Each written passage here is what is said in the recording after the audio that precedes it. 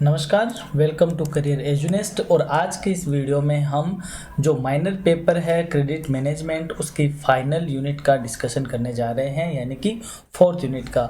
ध्यान रहे दोस्तों, ये पेपर सेमेस्टर सेकंड और सेमेस्टर फोर्थ का कॉमन पेपर है और बीए, बीएससी, बीसी और बीबीए सेकंड और फोर्थ सेमेस्टर के लिए ये बना है या इसके उनके ये पेपर है। फाइनल यूनिट यानी फोर्थ यूनिट में हम डिस्कस करने वाले हैं दोस्तों डेट रिकवरी मैनेजमेंट, यानी कि हम बात कर रहे हैं क्रेडिट मैनेजमेंट के टॉपिक की कि बैंक जो उधार देता है या जो लोन देता है उसका मैनेजमेंट वह किस तरीके से करता है और लास्ट में डिफॉल्टर होने पर क्या रिकवरी का मैनेजमेंट होता है, क्या ट्रिब्यूनल्स है, क्या वह फंक्शन करता है, क्या प्रोसीजर है, क्या पावर है, वो सारी इस टॉपिक में हम डिस्कस करने वाले हैं। यदि अभी तक भी आपने चैनल को सब्सक्राइब नहीं किया है तो आप चैनल सब्सक्राइब करें।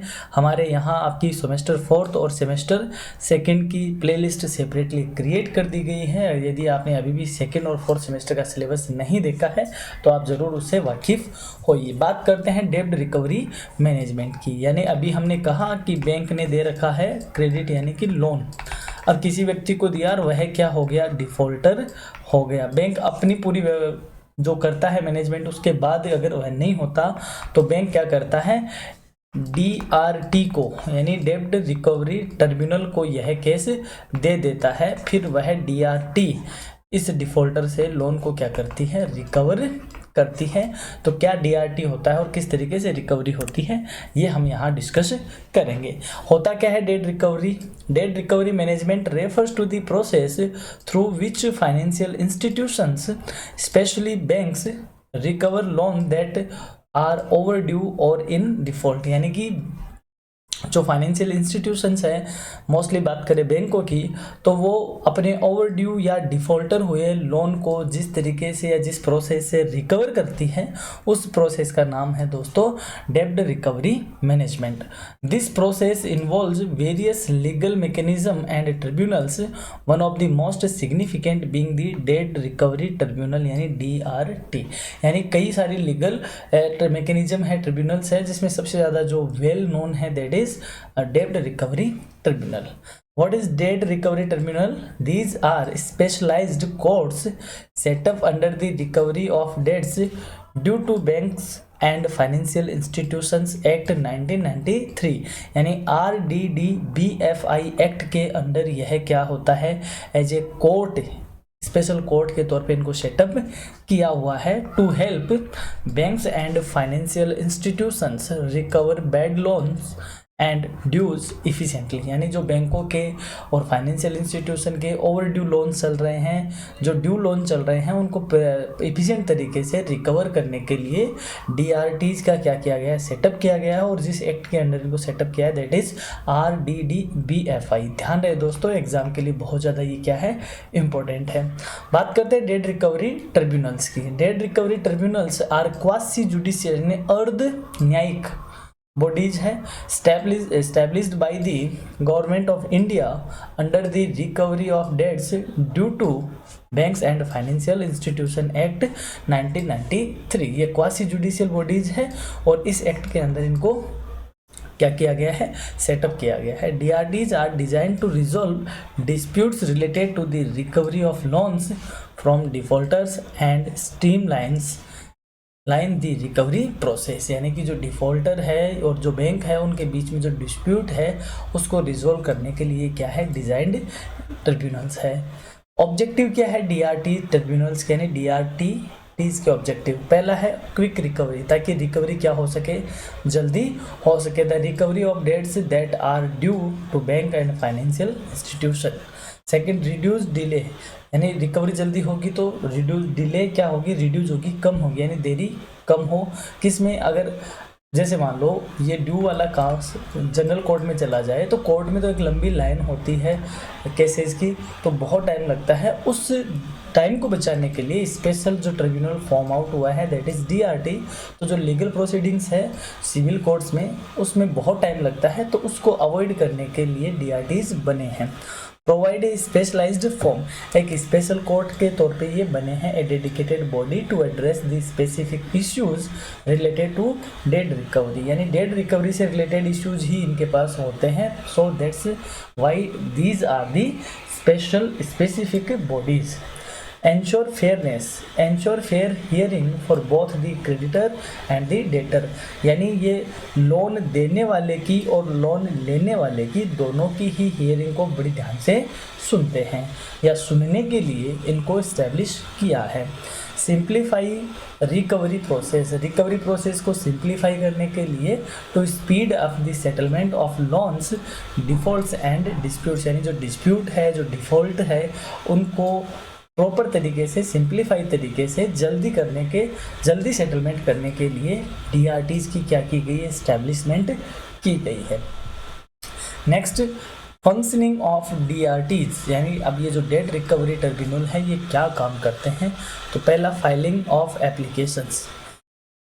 बैंक इनको क्या करता है, एप्लीकेशन देता है कि अब हमें इनकी रिकवरी करवाइए, यानी बैंक्स और financial institution file applications before the tribunal for the recovery of dues from defaulting borrower, यानी बैंकों ने अपना काम कर लिया, उसके बाद भी अगर डिफ़ॉल्टर से वह रिकवरी नहीं कर पा रहा है तो बैंक इनको क्या करेगा, एप्लीकेशन फाइल करेगा कि फ़ला कस्टमर है, उनसे हमें रिकवरी चाहिए।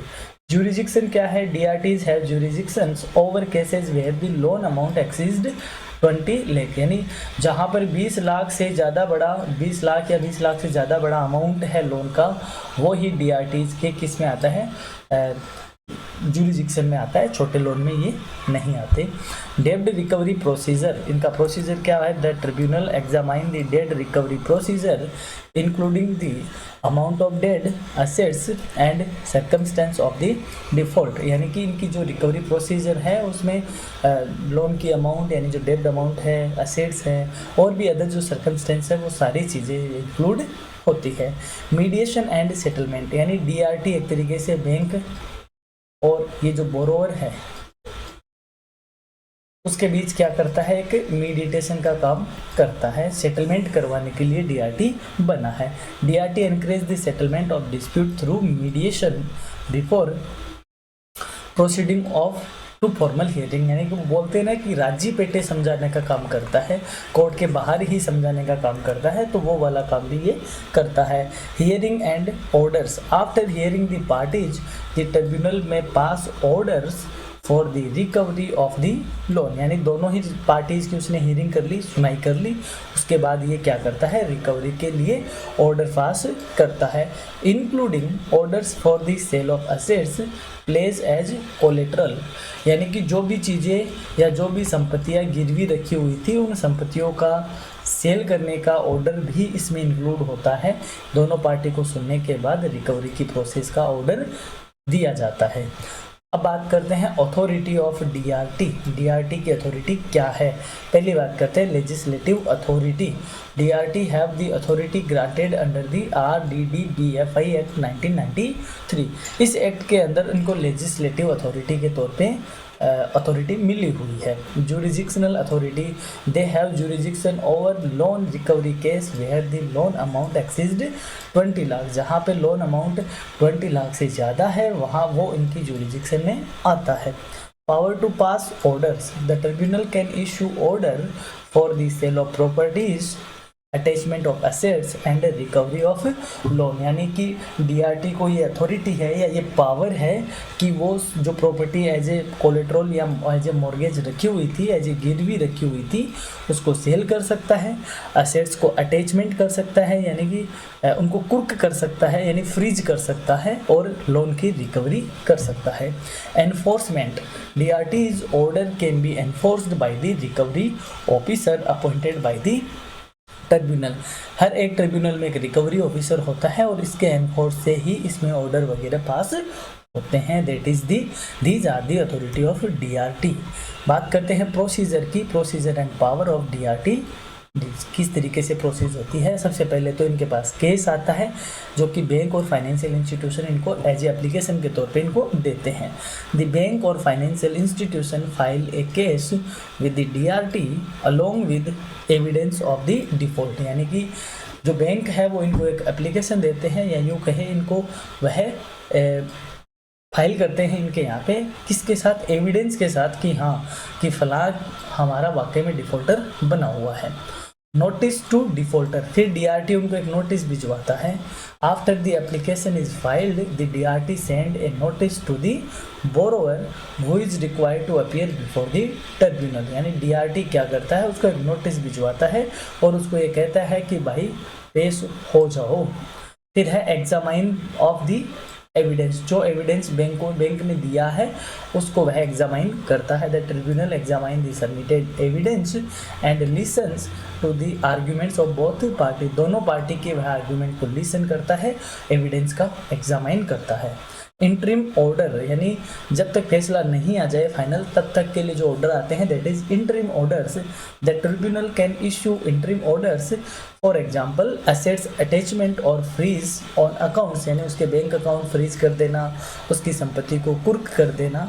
While the case is being heard, यानी जब तक केस सुना जा रहा है या यूँ कहे फाइनल फैसला आने से पहले उनको वह फ्रीज कर सकता है।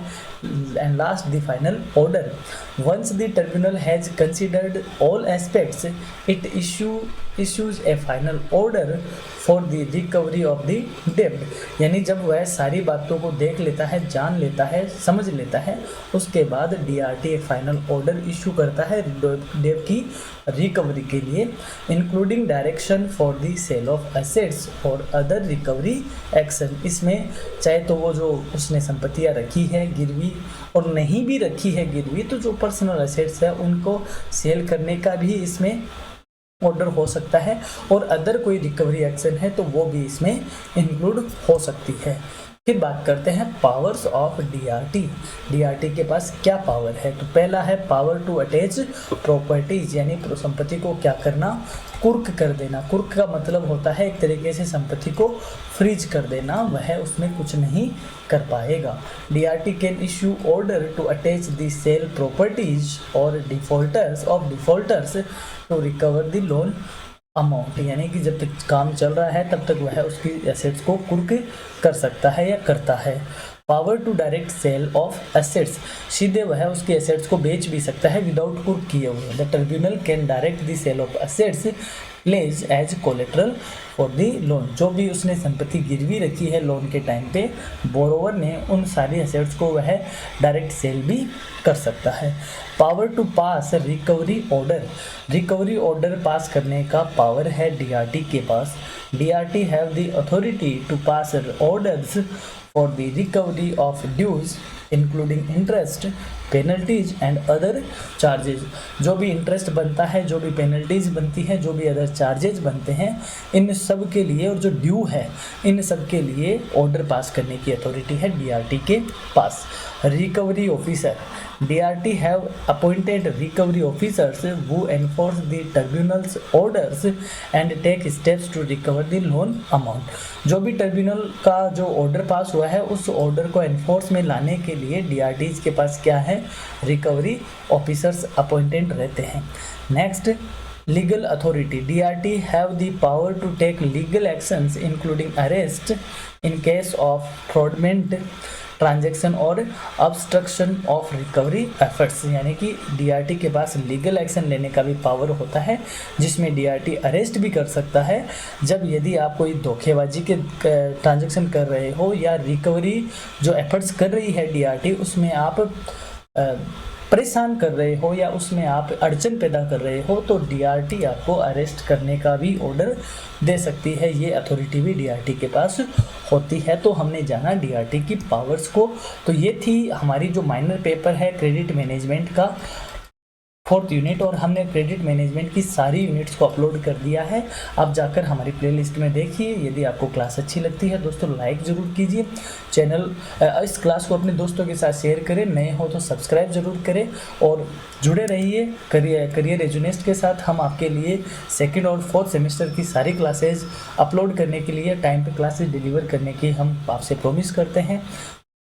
बहुत बहुत धन्यवाद, आपने यहाँ तक वीडियो देखा। जल्द ही मुलाकात होगी एक और बेहतरीन वीडियो के साथ। नमस्कार।